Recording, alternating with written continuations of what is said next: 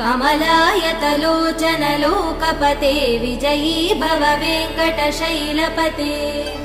सचतुर्मुख षण्मुख पञ्चमुख प्रमुखाखिल दैवतमौलिमने शरणागत वत्सल सारनिधे परिपालय मां वृषशैलपते